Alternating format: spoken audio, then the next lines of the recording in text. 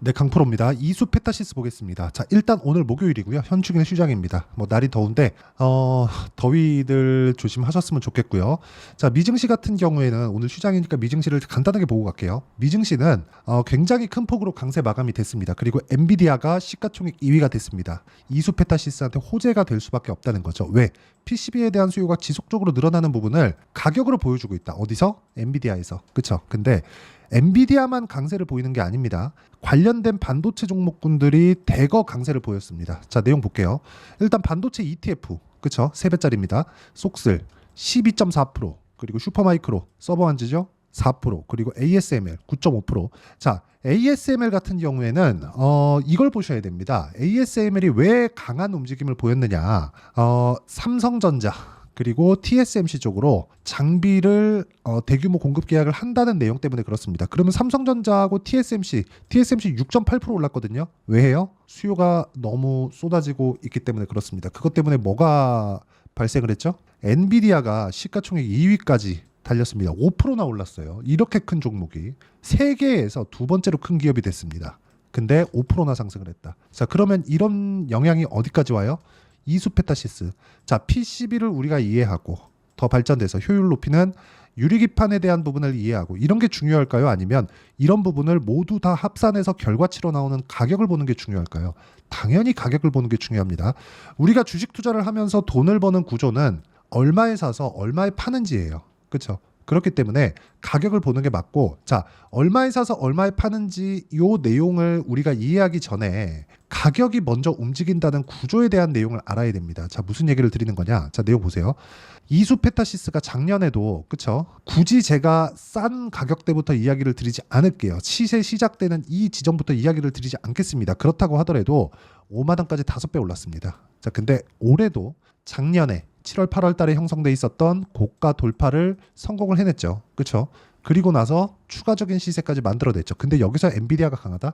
추가적으로 시세가 나올 수밖에 없죠. 근데 실적에 대한 부분을 보면 실제로 실적이 그만큼 좋아졌느냐? 그건 아닙니다. 자, 내용 보세요.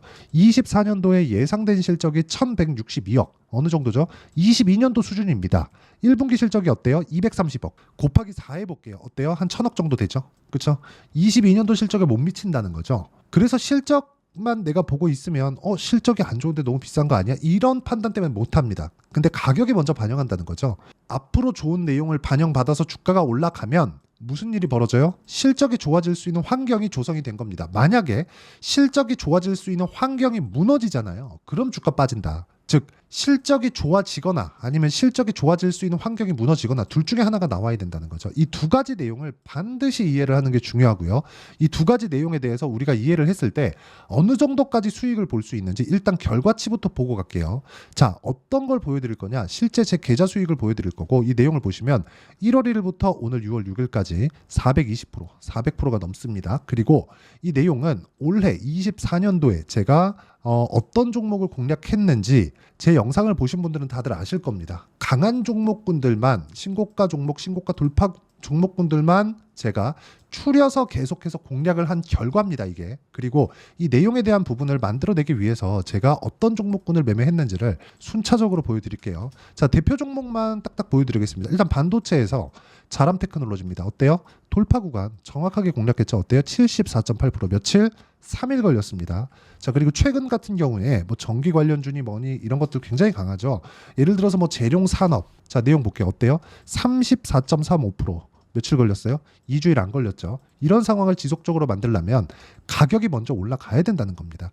재룡산업 같은 종목군들이 실적이 좋습니까? 볼게요. 실적이 어떤지. 보세요. 연간 56억. 23년도 실적은 떨어졌습니다. 그리고 1분기 실적 좋지 않아요. 근데 주가 어때요? 굉장히 큰 폭으로 강세를 보이죠. 그리고 최근에 원전 핫하죠. 아까 전에 미증시에서도 SMR, 그쵸? 뉴스케일 파워 굉장히 큰 폭으로 강세를 보여서 마감이 됐습니다. 내일 뭐 그 두산에너빌리티나 우리기술이나 굉장히 강한 움직임을 보일 거예요. 자, 근데 우리기술 같은 경우에 한번 보겠습니다. 제가 어떻게 매매를 했는지. 자, 내용 보세요. 매수 돌파 구간 2주 안 걸렸죠?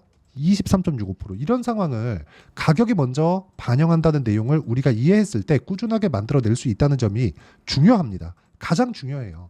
가격 외적인 다른 부분을 보고 매매를 하려고 하지 않으셨으면 좋겠고요. 우리가 이수 페타시스 같은 경우에도 어떤 식으로 진행해야 된다? 가격이 먼저 올라가는 주식시장의 특성을 이해를 했을 때 돌파해 있는 지금부터 공략을 해도 늦지 않다.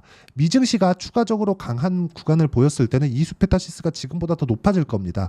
그때는 우리가 이미 돌파 구간 이후에 매물 소화 과정까지 거쳤기 때문에 추가적으로 시세가 나오는 부분보다는 차익을 봐야 될 때가 됐습니다. 근데 아직까지는 아니라는 거죠. 근데 지금이 매수하기가 가장 어려워요. 내가 지금 이거 올라갈 것 같은데 라고 생각을 하고 있다가 실제 올라가잖아요.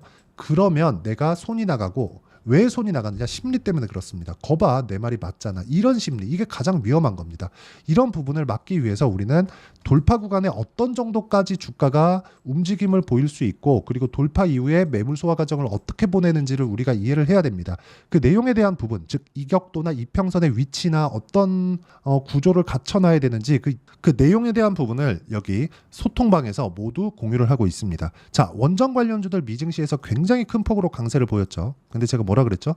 두산에너빌리티 오늘이 바닥 구간에 있습니다. 매수 완료되었고 내일 시세 구간 22,000원, 25,000원. 그쵸? 2, 3일 쉬어갈 수 있다. 근데 내일 움직이게 됐죠. 두산에너빌리티도 제가 시가 공략을 진행을 했고요. 그 전날에도 떨어지는데도 불구하고 제가 매수를 계속 이야기를 드렸죠. 그리고 LS 마린솔루션 같은 종목군들도 어떤 종목인지 보셔야 돼요.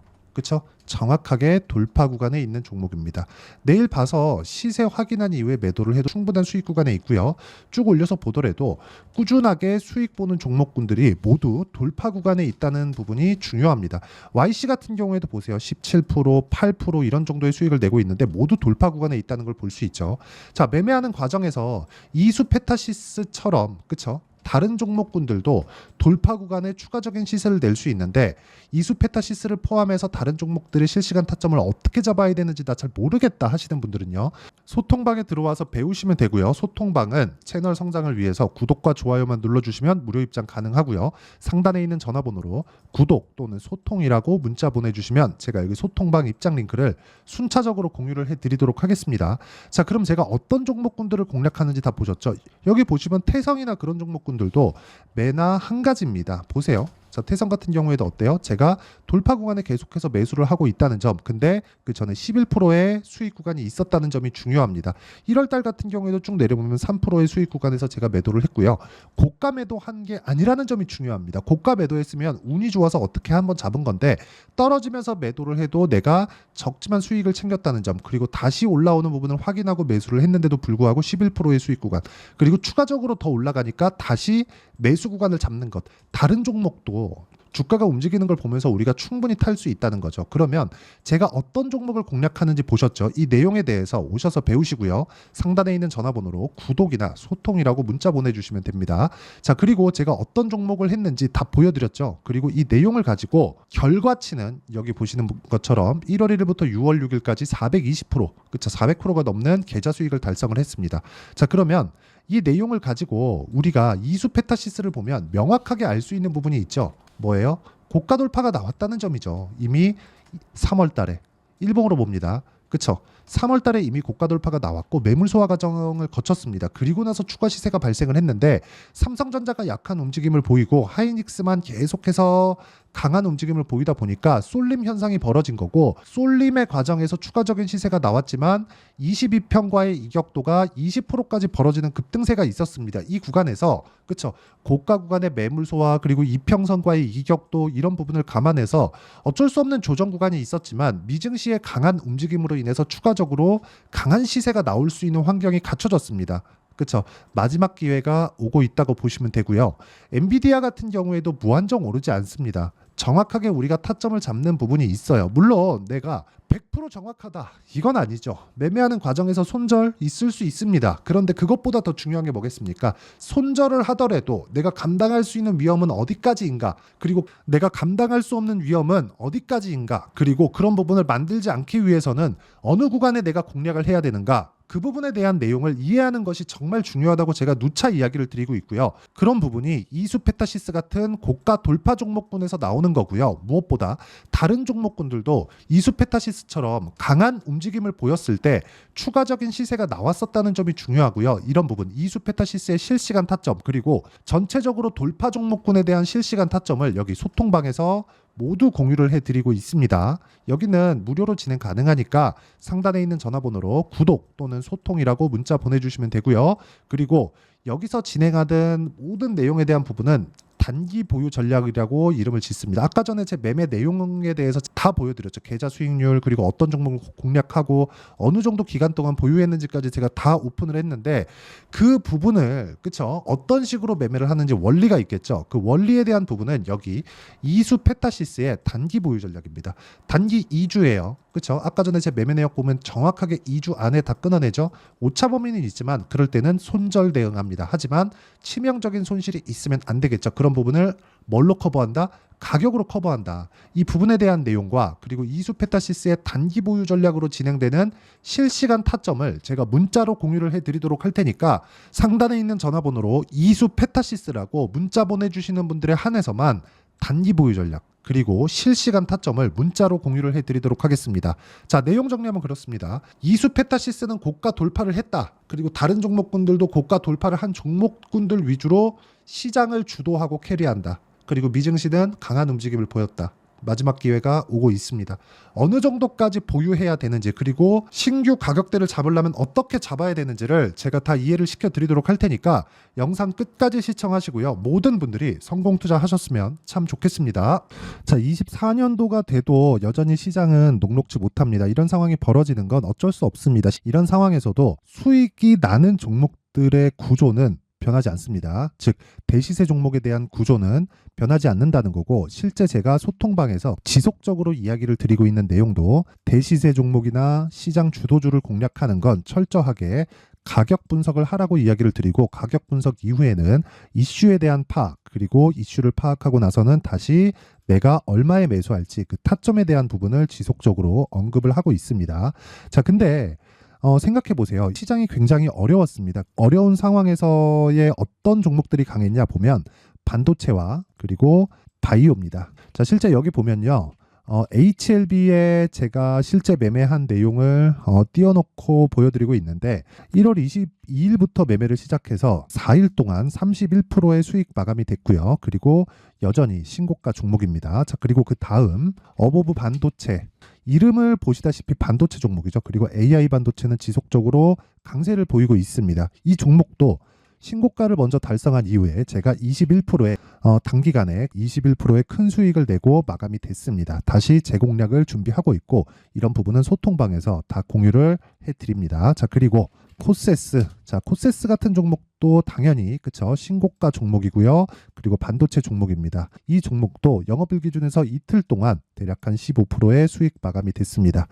내용을 한번 보시면 어떻습니까? HLB를 포함해서 뭐 30%, 20%, 뭐 15% 이런 식의 수익이 지속적으로 발생하고 있는데 이 세 종목 모두 다 신고가 종목이고 1월 달에 시장이 약세를 보이고 있는 구간에서도 강했었던 그런 종목입니다. 특징점이 하나 있는데 그 이슈에 앞서서 가격이 먼저 반영했다는 거죠. 그렇게 제가 가격을 먼저 보고 이슈에 대해서 파악하는 이유는 결과적으로는 큰 시세를 먹기 위한 사전 준비 작업입니다. 실제로 큰 시세를 먹기 위해서 사전 준비 작업을 했을 때 여기 레인보우 로보틱스 127% 그리고 ISC 98% 그리고 한미반도체 97%의 큰 수익을 내는 상황을 만들 수 있습니다. 어떤 식으로 소통방에서 진행됐는지 그쵸 그 상황을 제가 이야기를 드린 건데 이런 상황도요 당연히 신고가를 공략했을 때 가능한 겁니다. 자, 그러면 이번에도 마찬가지입니다. 그쵸 정부 주도의 코리아 디스카운트 해소 방안이 2월 달에 발표를 하고요. 그리고 2월 달에 발표된 내용을 토대로 주가가 움직이는 게 아니라 이미 움직인 내용이 있죠. 실제 이 내용은